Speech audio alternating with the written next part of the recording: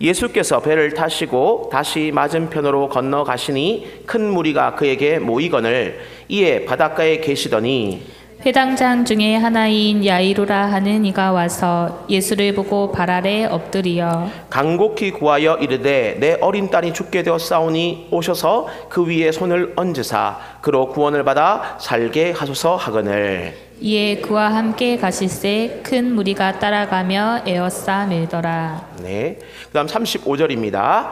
아직 예수께서 말씀하실 때에 회당장의 집에서 사람들이 와서 회당장에게 이르되 당신의 딸이 죽었나이다. 어찌하여 선생을 더 괴롭게 하나이까? 예수께서 그 하는 말을 곁에서 들으시고 회당장에게 이르시되 두려워하지 말고 믿기만 하라 하시고 베드로와 야고보의 형제 요한 외에 아무도 따라옴을 허락하지 아니하시고 회당장의 집에 함께 가사 떠드는 것과 사람들이 울며 심히 통곡함을 보시고 들어가서 그들에게 이르시되 너희가 어찌하여 떠들며 우느냐 이 아이가 죽은 것이 아니라 잔다 하시니 그들이 비웃더라. 예수께서 그들을 다 내보내신 후에 아이의 부모와 또 자기와 함께한 자들을 데리시고 아이 있는 곳에 들어가사 그 아이의 손을 잡고 이르시되 달리다굼 하시니 번역하면 곧 내가 내게 말하노니 소녀야 일어나라 하심이라. 소녀가 곧 일어나서 걸으니 나이가 12살이라.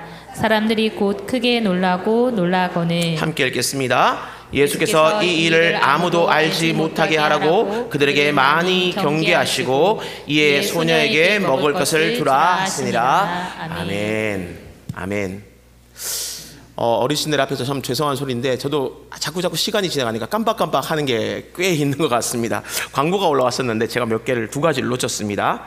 오늘 중식에 우리 포도가 있습니다. 우리 금한종 집사님께서 우리 성도들을 대접하기 위해서 특별히 어제 저 멀리 강원도에서 포도를 가져오셨습니다. 함께 맛있게 먹으시고 또 함께 교제하시면 좋겠고요. 오늘 우리 꽃꽂이는 우리 정윤 장로님, 조영남 권사님 가정에서 범사에 감사합니다라는 제목으로 주님께 드렸습니다. 네.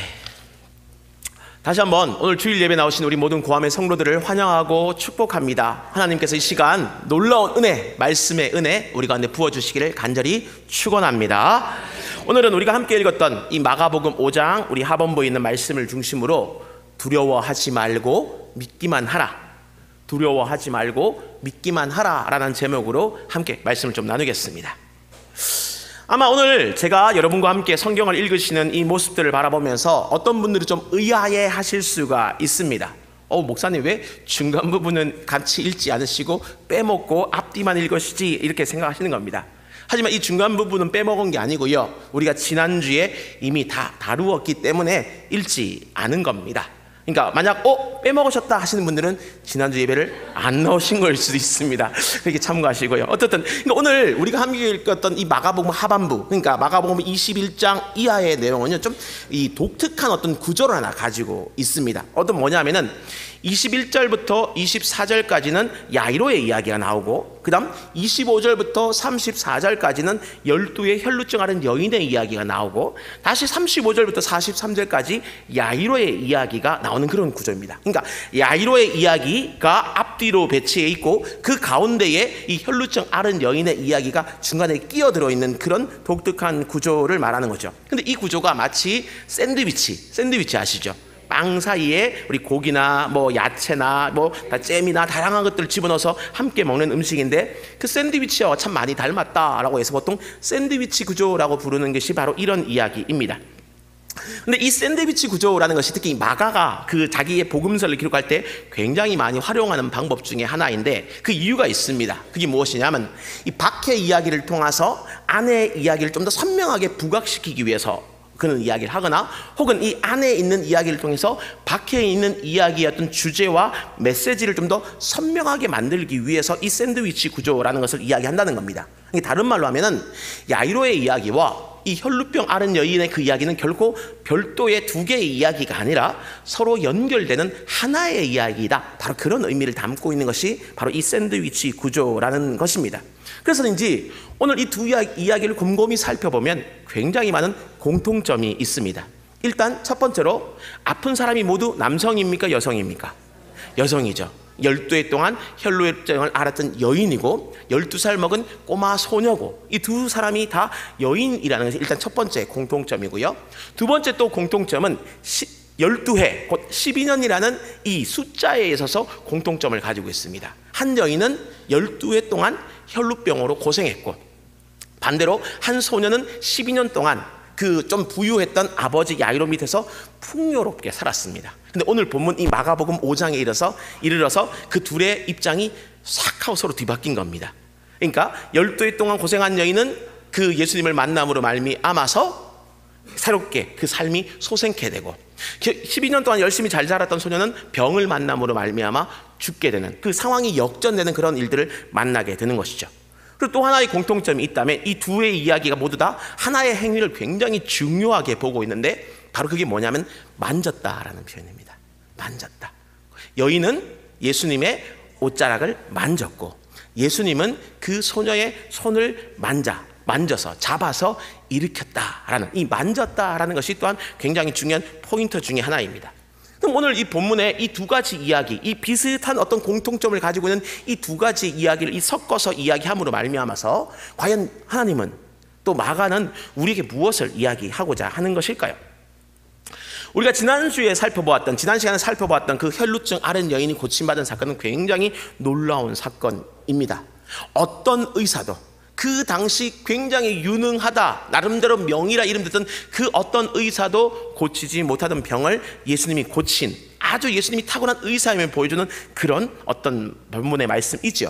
또 거기에 더하여서 좀 더 깊이 들어가 보면 그 이전까지는 정말 부정한 여인이요, 하나님 밖에 있는 외인처럼 취급받던 한 여인이 이제 예수님을 만남으로 말미암아서 내 딸아라는 그 호칭 가운데 이제 하나님의 가족으로, 외인에서 가족으로 부름받은 아주 하나님 아버지의 놀라운 은혜의 사랑이 담겨있는 그런 사건이다라고 볼 수 있습니다. 또 거기에 더하여 더 중요한 의미가 하나 있다면, 이제 이 사건을 통하여서 예수님이 이 여인 대신에 손가락질을 받게 되는, 바로 그 대속의 역사, 구속의 역사를 보여주는 그런 귀한 사건이다라고 생각해 볼 수도 있는 거죠.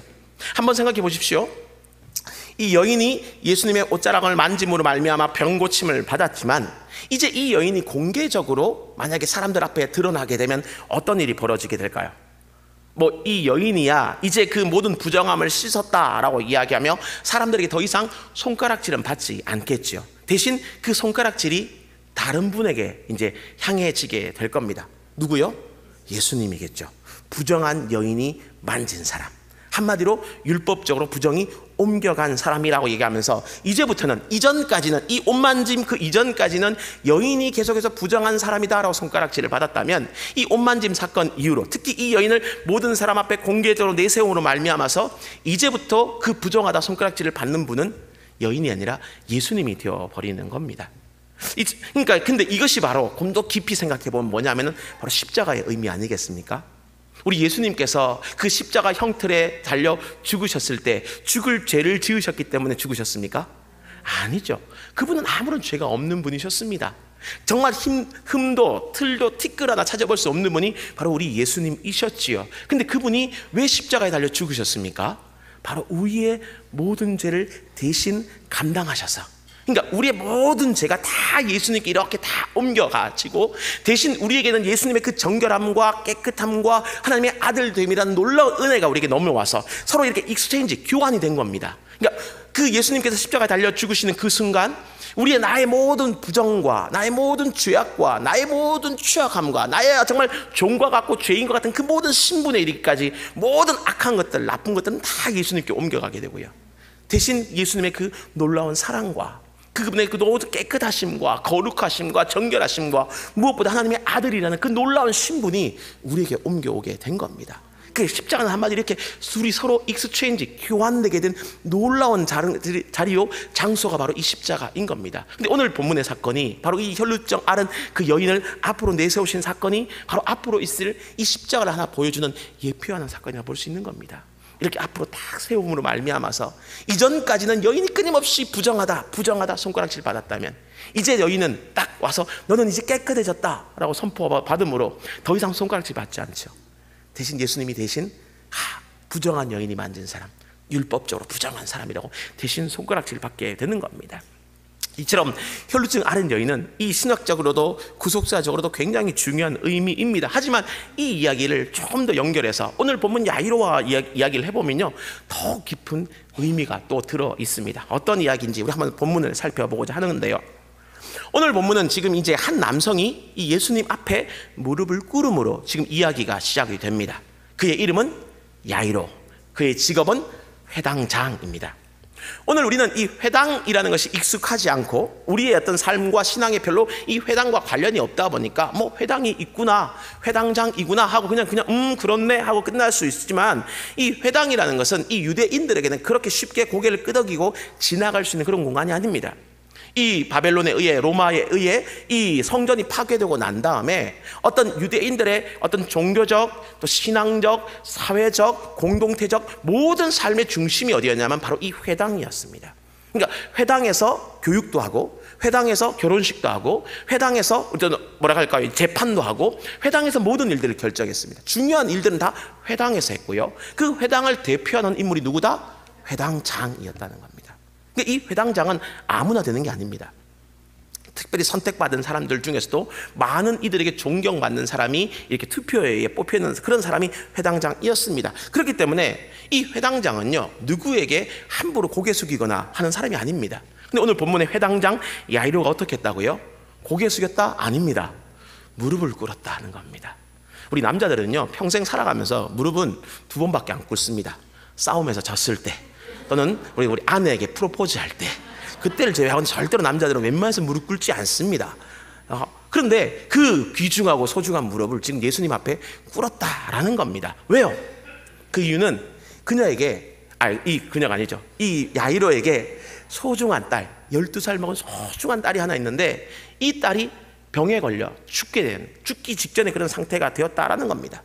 그래서 이 회당장 역시도 좀 넉넉하고 여유로운 사람이고 존경받는 사람이다 보니까 아마 이런저런 여러 의사들을 불러가지고 내 딸을 좀 고쳐달라라고 요청을 했겠지요. 근데 수많은 의사들이 왔는데 아무도 이 딸을 고치지 못하는 겁니다. 다 고개만 절레절레 흔들고는 어쩔 수 없습니다, 이제 마음의 각오를 하십시오 하고는 다 돌아가 버리는 그런 상황입니다. 그래서 아무런 차도가 없는데 이 회당장에도 소문이 하나 들려왔죠. 예수님이 우리 동네에 오셨다더라. 그 예수님이 이전에 여러 불치병들을 고치셨다더라. 그러자 지금 그 회당장이 자신의 체면이고 뭐고 다 내려놓고 그 예수님이란 더 젊은 한 랍비, 시골 랍비 앞에 지금 무릎을 꿇고 머리를 조아리는 겁니다. 내 딸을 살려주십시오. 당신이 와서 손을 얹고 기도만 해주면 내 딸이 살 수 있습니다 라고 얘기하면서 무릎을 꿇는 겁니다. 딸을 위해서라면 그 무릎쯤이야 충분히 꿇을 수 있다, 그런 마음으로 나가는 것이죠. 그리고 바로 이 무릎 꿇음에서 오늘 이야기는 시작이 됩니다. 그리고 감사하게도 우리 예수님은 그 야이로의 청을 거절하지 않으시고 그 딸을 고치시기 위해 그 집으로 직접 발걸음을 옮기기 시작하셨습니다. 이제 모든 일은 순적하게 풀리는 것 같습니다. 그 정말 병을 고치실 수 있는 분이 나는 못 고칠 것 같은데 하지 않으시고 알겠다, 고쳐주시겠다 하셨고, 심지어는 직접 우리 집에 오기까지 하신다는 겁니다. 이제 아무것도 문제될 거 없고 딱 하나, 제 시간 안에 도착하기만 하면 됩니다.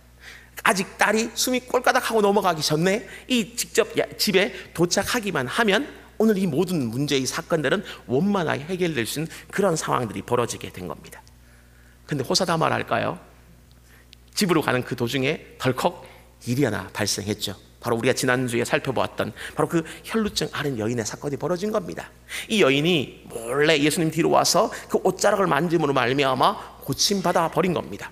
뭐 여기까지는 우리가 충분히 이해할 수 있습니다. 야이로 못지않게 이 여인도 너무나 절박했거든요. 12년이나 이 혈루증이라는 큰 아픔으로 말미암아, 힘듦으로 말미암아 살아왔기 때문에 나도 이 병을 고치고 싶어라는 그 절박함은 야이로 못지 않았을 겁니다. 그래서 내가 이 옷자락만 만진다면 고침받을 수 있을 거야 하는 그런 마음으로 예수님 옷자락을 만졌습니다. 하지만 이 여인은요, 결코 예수님의 걸음을 멈출 생각이 없었습니다. 그래서 예수님 앞에 나와서 뭐 고개를 숙이며 무릎을 꿇으며 내 병을 낫게 해주십시오 그렇게 얘기하지도 않았습니다. 그냥 단지 몰래 그 예수님 뒤로 다가가서, 다른 사람들도 몰래 다가가서 살짝 옷자락만 만지면 끝낼 거야 이렇게 얘기를 했던 겁니다. 야이로에게 피해를 줄 마음도 전혀 이 여인에게는 없었다는 거죠. 근데 웬걸 예수님께서 그만 덜컥 멈춰버리셨습니다. 가던 길을 멈춰버리신 겁니다. 그리고는 갑자기 그 여인을 찾기 시작합니다. 누가 내 옷을 만졌냐라고 얘기하시면서. 그러자 어쩔 수 없이 여인이 예수님 앞으로 나오죠. 그러자 그 자리에서 이 병 고침보다 더 놀라운 선언이 주어집니다.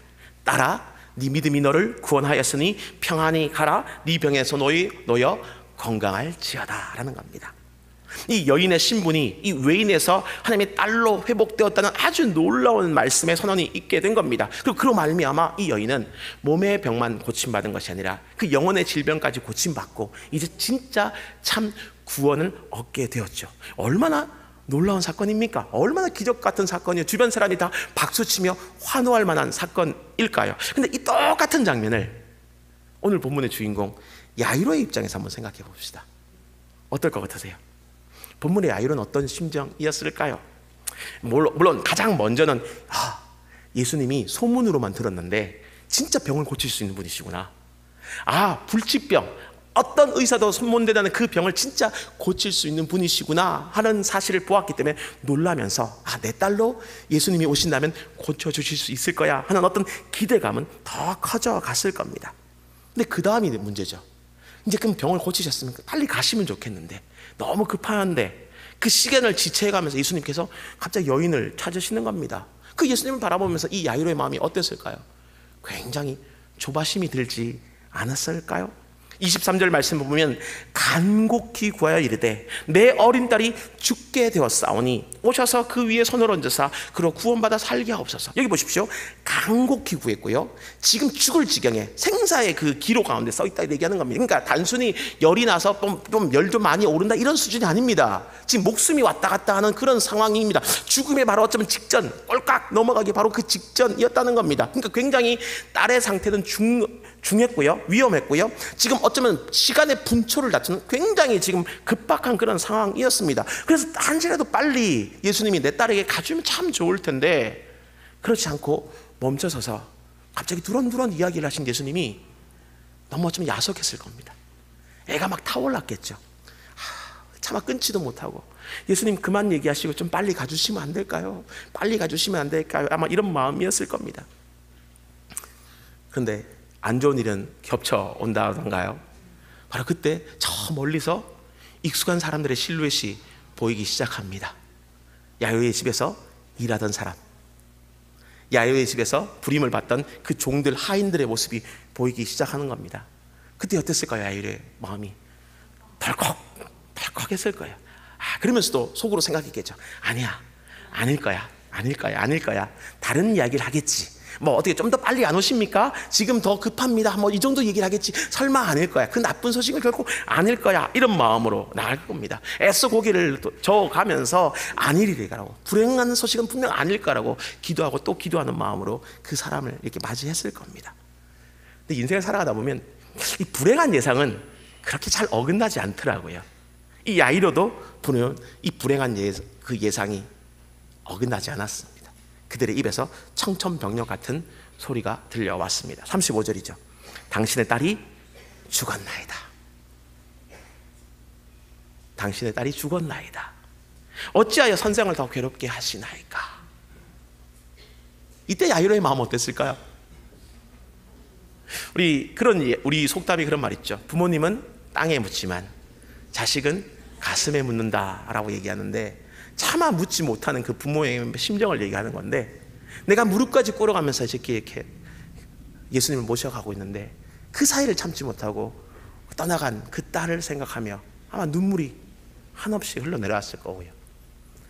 또 조금만 더 일찍 가주지 않은 그 예수님을 바라보며 한없이 어떤 원망의 마음도 들었을 겁니다.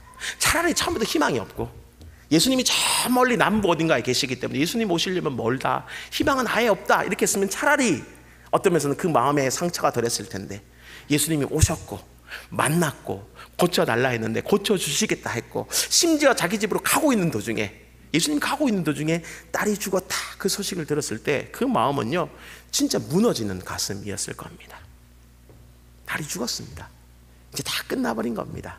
딸을 살리기 위해 했던 그 모든 노력이 다 수포가 되어버린 겁니다. 그래서 제가 볼 때 이것은요 오늘날로 비유하자면 의료 과실입니다. 우리 한번 이렇게 생각해 보십시오. 오늘 우리 병원에, 우리가 있는 일반적인 병원에 본문에 두 여인이 실려왔다, 이렇게 한번 생각해 보십시오. 근데 이 한 의사가 왔는데 지금 이 혈루증 앓은 여인을 고치느라고 정말 이 소녀의 치료 시기를 놓쳐가지고 죽게 만들었다, 죽게 했다. 어떤 일이 벌어질 것 같습니까? 제가 그 소녀의 아버지 같으면 일단 달려가가지고 의사 멱살부터 잡고 시작할 겁니다. 야, 이놈, 누가 더 중요한지 몰라? 혈루증 앓은 여인이 지금 당장 죽을 병이야? 내 딸은 지금 생사의 기로에 서 있었는데 누구부터 지금 치료하는 거야? 라고 얘기하면서 아마 멱살잡이 할 거고요, 소송 걸고요, 아마 병원 앞에서 1인 시위 피켓팅 하고요, 아마 별거 다 할 겁니다. 저 의사 파면해라, 이놈의 병원 망해버려라, 온갖 저주 악담 다 했을 겁니다. 아마 난리 났겠죠. 근데 지금 우리의 생각으로, 인간의 관점으로 보면 바로 예수님이 이처럼 어처구니 없는 일을 하신 겁니다. 이 어처구니 없는 의사 같은 일을 하신 겁니다. 초보 의사 같은 어떤 실수를 지금 하신 거죠. 아직 급하지 않은 어떤 여인부터 먼저 고치시고, 그것도 근데 이 예수님이 먼저 주도적으로 고친 건 아니시니까 또 이해한다 치지만, 그럼 그 다음 빨리 아이를 고치러 가셔야죠. 근데 거기서 멈춰가지고 여인과 이런저런, 아마 이 딸의 아버지 입장, 야이로 입장에서는 어떤 잡담처럼 보이는 어떤 말들을 계속 주고받음으로 말미암아서 내 딸을 죽게 만들었다? 이게 정말 말이나 될까요? 아마 이 허탈감에 이 야이로는 정말 어쩔 줄을 몰라 했을 겁니다. 하지만 다시 여쭤볼게요. 예수님이 어처구니 없는 의사이십니까?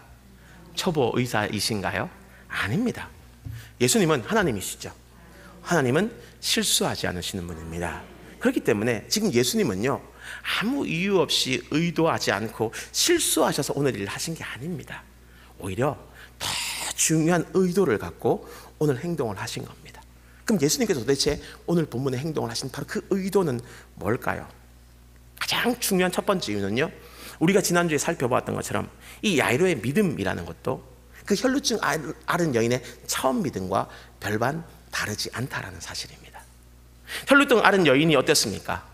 예수님에 대해 관심이 있었습니까? 아니면 예수님이 주실 참된 구원에 대해 관심이 있었습니까? 아니죠. 오로지 한 가지밖에 관심 없었습니다.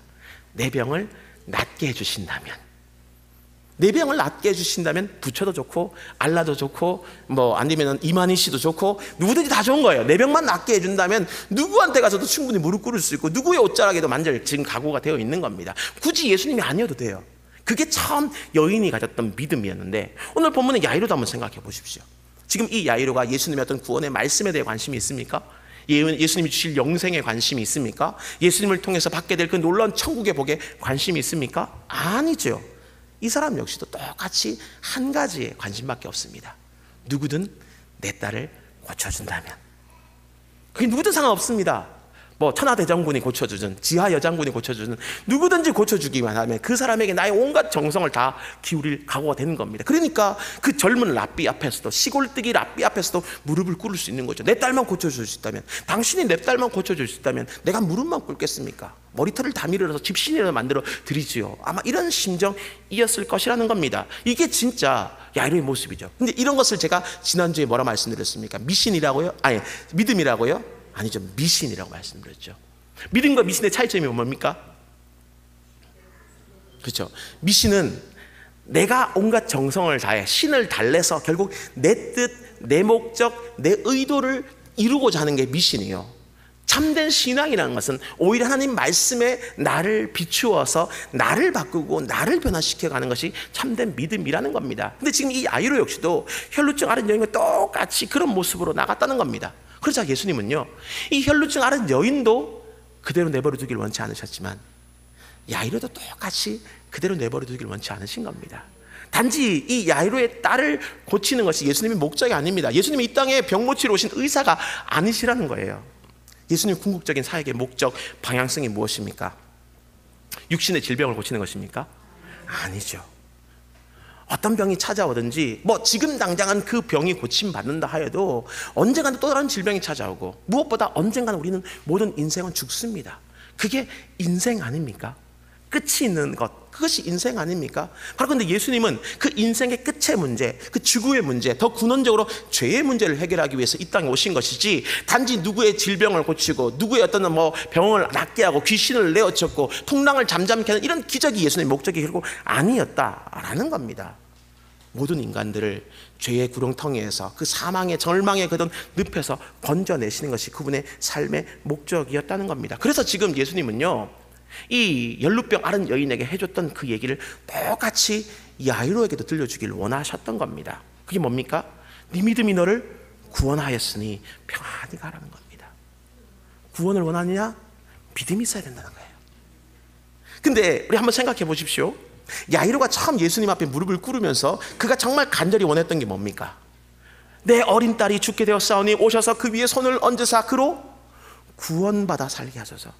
물론 이 구원이 예수님이 생각하는 구원과는 다르지만, 그 어떤 본질적인 의미는 좀 다를 수 있지만, 예수님은 그 구원이라는 단어에 더 깊은 의미의 참된 복을 주길 원하시는 겁니다. 단지 병에서 노임받는 그런 정도의 구원이 아니라 그 모든 병들의 가장 근원, 바로 그 모든 병들의 가장 궁극적인 결말, 바로 죄와 죽음에서의 참된 구원을 주길 원하셨다라는 겁니다. 그래서 지금 예수님은 그 여인을 끄집어낸 겁니다. 단지 이 여인만을 위해서가 아니에요. 이 여인에게 해주신 그 말씀을 지금 누구에게 들려주길 원하시는 것이냐? 궁극적으로는 야이로에게 들려주길 원하시는 거예요. 왜? 이미 여인은 고침받았습니다. 그잖아요.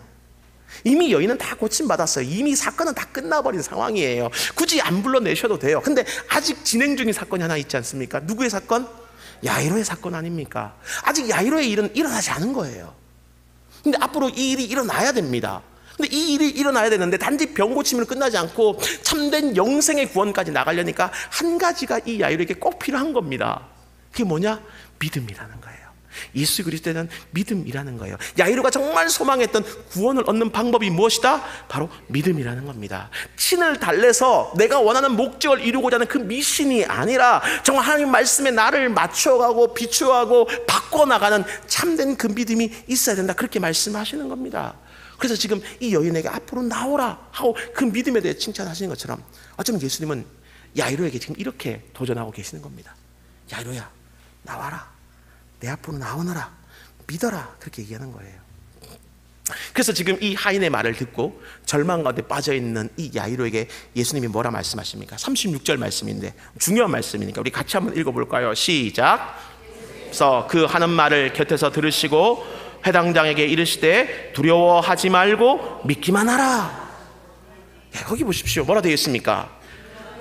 두려워하지 말고 믿어라, 믿어라, 나만 믿어라, 나만 믿으면 된다. 지금 예수님은 이 얘기를 끊임없이 반복해서 하시는 겁니다. 근데 이 말씀하실 때 조금 예수님이 독특한 행동을 하셨습니다. 우리 성경은 그 의미를 좀 온전히 다 살리지 못해서 좀 아쉬운데, 그게 뭐냐 하면은 예수님께서 그 하는 말을 곁에서 들으셨다라는 그 앞에 있는 믿어라는 그 이야기 앞에 있는 표현인데요. 근데 이 곁에서 들었다라는 이 표현은요, 엄밀히 말하면 예수님의 행동 전부를 묘사하기는 좀 아쉬운 그런 번역이라고 말할 수 있습니다. 왜냐하면은 이 곁에서 들으셨다라고 번역된 헬라어 파라쿠오라는 단어에 안에는 분명 뭐 우연히 들었다 이런 의미도 있기는 합니다. 하지만 더 근원적이고 더 본래적인 의미는 무슨 뜻이냐면은 들으려고 하지 않았다, 불복종했다, 무시했다라는 뜻입니다. 무시했다. 그러니까 지금 이게 예수님께서 36절에 하는 이야기는 뭐냐면은 이 하인들이 와서 이 야이로에게 당신의 딸이 이제 죽었으니까 이제 그만 선생님 괴롭히고 우리 돌아가서 장례 준비나 합시다, 이런 얘기를 하는 그 하인들의 말을 예수님께서 의도적으로 무시했다는 거예요. 들으려 하지 않으셨다는 거예요. 그 말 쓸데없는 말이다, 들을 필요 없는 말이다, 그 얘기에 귀 기울이지 말아라. 지금 예수님께서 이미 행동으로 보여주시는 거예요. 그딴 얘기 듣지 말아라. 그 얘기가 핵심이 아니야. 네가 정말 들어야 할 얘기는 그 다음에 등장하는 내 말이야. 뭐라고요? 두려워하지 말고 믿기만 해라, 이거예요. 근데 어떻게 보면은 좀 무례한 행동 아닙니까? 누군가 얘기를 하는데 의도적으로 무시하는 겁니다. 듣지 않습니다. 심지어 죽었다는 얘기를 하는데도 무시해버리는 겁니다. 이 모든 사태가 근데 누구 때문에 이루어졌습니까? 예수님 때문 아닙니까? 예수님이 제때 도착하지 않으셔서 이 일이 벌어졌잖아요. 근데 이렇게 예수님께서 그 말을 무시하신다고요? 왜 그러실까요? 왜 그러실까요? 예수님에게 병을 고치는 것이나 죽은 사람을 살리시는 것이나 그분께는 아무런 차이가 없기 때문입니다. 우리가 이 믿음을 가지셔야 돼요. 자, 병을 고치는 것은 하면 예수님의 능력의 한 10%, 뭐 죽음을 고치는 것은 한 20% 이런 건 겁니까? 아니, 그분에게는요, 둘 다 손바닥 뒤집기보다, 아니 새끼손가락 하나 뒤집는 것보다 훨씬 더 쉬운 일입니다. 왜? 그분이 누구십니까? 온 우주의 창조주이시요 생명의 주관자이신 하나님 아니십니까? 근데 그분이 병을 고치실 수 있는 분인데 죽음을 고치지 못하시겠습니까? 심지어 모든 인류의 죽음까지도 해결하시기 위해서 이 땅에 오신 분이신데요.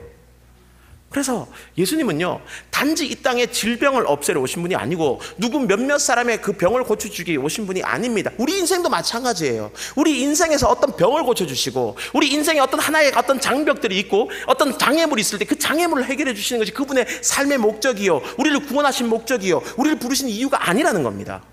더 궁극적인 이유는 우리를 구원하시는 겁니다. 이 구원을 위해서라면 예수님은 냉정한 말씀도 하십니다. 무슨 말씀하시는 줄 아십니까?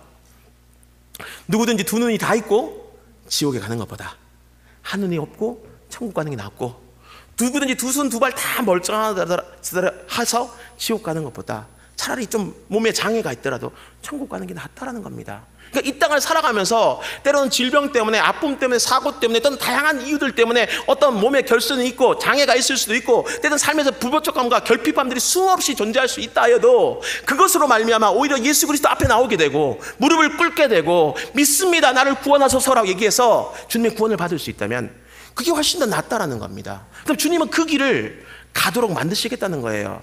왜? 이 땅에서의 단지 건강함, 이 땅에서의 부유함, 이 땅에서 잘나감, 이 땅에서 아무런 어려움 없음이 그분의 사역의 목적이 결코 아니기 때문인 겁니다. 그리고 이 일을 위해서 꼭 하나 주님이 요구하시는 것이 있다면 바로 믿음입니다. 믿기만 해라. 두려워하지 말고 믿기만 해라. 그러면 내가 다 해결하겠다는 겁니다. 그래서 혈루증 앓은 여인에게도 믿음에 대한 이야기를 하시고 오늘 본문의 야이로에게도 믿음을 요구하시는 겁니다. 그리고 아마 큰 믿음은 아니었을 거예요. 아마 지푸라기 잡는 믿음이겠죠.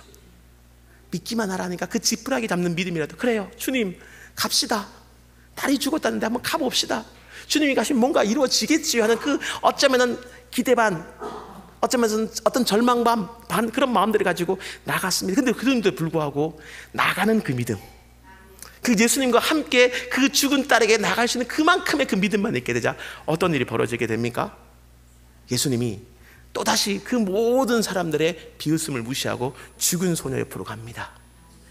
시체도요, 부정하기 때문에 만지면 안 됩니다. 시체를 만진 사람은 또 부정하다, 분명히 손가락질 할 겁니다. 실제로 예수님은 오늘 본문에서 시체를 만지기도 전에 비웃음까지 당하셨습니다. 근데 그 비웃음을 뛰어넘어 또 죽은 소녀 곁으로 다가가시는 겁니다. 결코 가까이 가서는 안 되는 그 소녀 곁으로 다가가 주십니다. 그 야이로의 믿음을 바라보시고, 그리고는 그 모든 소녀의 부정함을 본인이 다 품에 안으셨습니다. 그리고는 대신 그녀의 손을 딱 잡으심으로 말미암아 본인 속에 있는 그 생명을 다시 그 소녀에게 불어넣어 주시는 겁니다. 그리고는 이렇게 말씀하죠. 달리다 쿰, 소녀야 일어나라. 달리다. 근데 저는 이 표현도 좀 안타까워요. 아쉬워요. 소녀야 일어나라 이렇게 얘기하시니까 뭔가 이렇게 굉장히 권위자가 어떤 사람들에게 명령하는 그런 느낌은 주는데, 아, 하나님 대단하신 분이구나 하는 느낌이 드는데, 이 본문의 의미는 100% 살린 게 아닙니다. 이 달리다쿰이라는 것은 아람어인데요, 이 달리다라는 표현은 단지 소녀야 이런 뜻이 아니에요. 아버지가 또는 어머니가, 부모님이 자기의 딸을 부르는 애칭 같은 굉장히 깊은 애정이 담긴 호칭이 바로 이 달리다라는 거예요. 쿰이 일어나라는 거거든요. 그러니까 이것을 좀 더 어감을 살려보면 이런 겁니다. 막 딸이 이제 12살짜리 딸이 자고 있을 때 아빠가 아침에 와가지고 이렇게 흔들어 깨우면서 이런 거예요. 얘야, 이제 그만 일어나렴. 우리 공주님 일어나세요. 이런 정도의 의미인 거예요. 그러니까 이 소녀야라는 얘기는요, 달리 말하면 혈루증 앓은 여인에게 불러주셨던 그 호칭과 똑같습니다. 딸아, 네 믿음이 너를 구원하였다. 그 말씀과 똑같은 얘기가, 얘야, 이제 그만 일어나자. 가자. 다시금 잠 깨야지. 그 얘기를 하시는 거예요. 그 모든 사람들은 죽었다 얘기하지만, 그래서 예수님은요, 죽음도 그분에게는 잠과 같은 그런 것이기 때문에 그렇게 얘기하시는 거죠. 그래서 오늘 본문 앞에 이 달리다쿰 하시기 전에 뭐라고 말씀하십니까? 39절에서 너희가 어찌하여 떠들며 우느냐. 이 아이가 죽은 것이 아니라 잔다.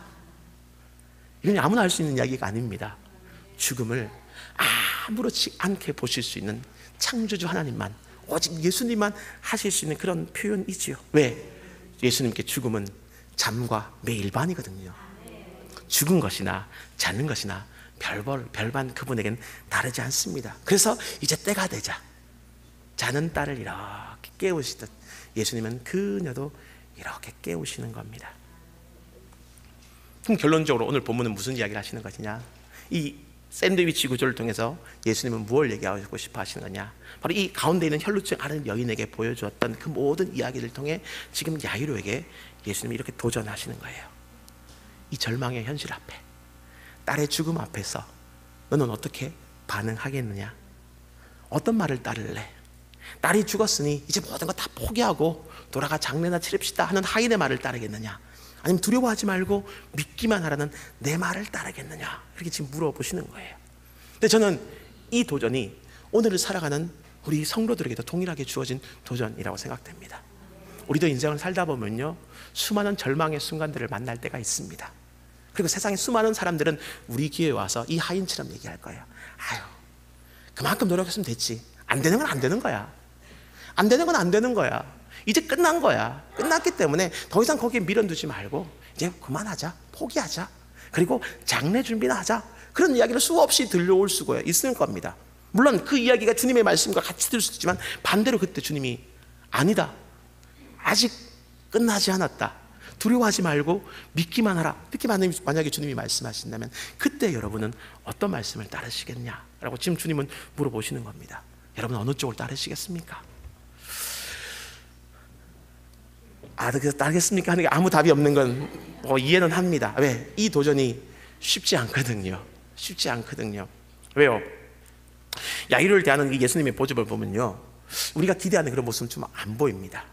이게 절망 가운데 있는 아버지가 있으면 일단 옆에 와서 앉으셔서 어깨도 좀 도덕여 주시면서 괜찮아, 내가 고쳐줄게, 내가 다시 살려줄게 하면서 좀 위로도 좀 해주시면 좋겠는데 위로의 말씀 한마디 없고, 그 다음에 또 지금 이것은 나름대로 이 실패와 시련과 어려움과 딸의 죽음이 찾아온 이유가 있어 라고 이유를 좀 설명해 주시면 좋겠는데 이유도 한마디 설명해 주지 않고 막연히 시간을 지체하고 있는 것처럼 보이는데 왜 시간을 지체하시는지, 언제 되면 이 시간이 끝나고 진짜 주님의 시간이 때가 다가오는지 그 시간을 알려주시면 좋겠는데 시간도 안 알려주시는 거예요.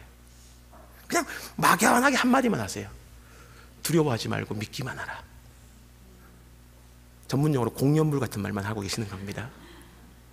그것만 있으면 다 될까요? 정말 그런 마음이 들 수 있다는 거죠. 정말 이유도 못 듣고 위로도 못 받고 정말 그 시간도 알지 못한데 그저 막연히 주님이 두려워하지 말고 믿기만 하니까 그 뒤를 따라간다는 게 아마 쉽지 않다는 걸 신앙생활 하시면서 여러 번 경험하셨기 때문에 이 사실을 믿으십니까? 어떻게 반응하십니까? 할 때 여러분 대다수가 답은 아는데 차마 대답이 안 나오네요 하는 그런 표정으로 앉아있으신 이유인 걸 압니다. 하지만 우리가 좀만 생각을 바꿔봅시다. 믿음이 뭘까요? 믿음이 뭘까요? 이미 눈앞에 보이는 게 믿음일까요? 이걸 가져가시면 제 뒤에 있는 고급 선풍기를 가져가실 수 있습니다. 보여드렸습니다. 이제 이거 가져가실 분 하고 제가 이야기를 하면서 여러분에게 말씀드렸을 때 여러분이 저요 하시는 것은 엄밀히 말하면 믿음이 아닙니다. 왜? 이미 보여드렸고 물건이 앞에 있잖아요. 근데 제가 아무것도 보여드리지 않으면서 제가 곧 선풍기를 하나 살 텐데요, 이 선풍기를 선물해 드리고 싶습니다. 근데 현재 저는 돈은 없습니다. 언젠가 돈이 곧 생길 건데 돈 생겨서 선풍기를 사게 되면 제가 선물해 드릴게요 할 때 저요 하고 손을 드시는 게 그게 진짜 믿음이에요. 믿음은 그래서 히브리서 11장 1절에 뭐라고 얘기합니까? 믿음은 바라는 것들의 실상이요 보이지 않는 것들의 증거입니다. 보이는 것들의 증거가 아니에요. 내 눈앞에 뭔가 보였을 때 내가 그것을 믿고 따라간다 할 때 그것은 믿음이 아닙니다. 엄밀히 말했을 때 안 보이는 것들, 아직은 명확하지 않은 것들, 아직은 불확실한 것들을 믿고 따라가는 것, 그게 믿음인 겁니다. 그래서 믿음은 보고 따라가는 게 아닙니다. 보지 않고 따라가는 거예요. 그 믿음을 주님은 지금 요구하신 거예요. 딸은 죽었어요. 근데 예수님 살려주시겠대요.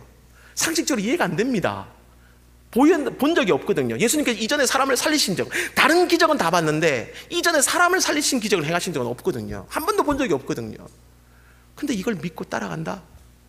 작은 믿음이라 말씀드렸지만 저는 그 작은 믿음도 대단하다고 생각합니다. 그렇게 정말 저 같으면 갈 수 있을까 할 때 잘 모르겠어요. 쉽지 않을 것 같습니다.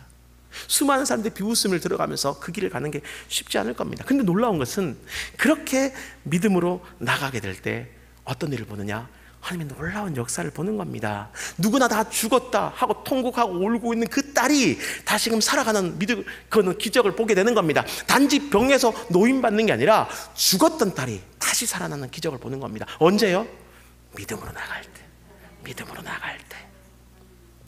그리고 그렇게 믿음으로 나갈 때 바다가 잠잠해지고 모든 불치의 병들이 고쳐지고 군대 귀신이 떠나가는 그런 기적도 보는 겁니다. 언제요? 믿음으로 나갈 때. 그래서 저는 이 시간 마지막으로 여러분에게 이렇게 도전하고 싶습니다.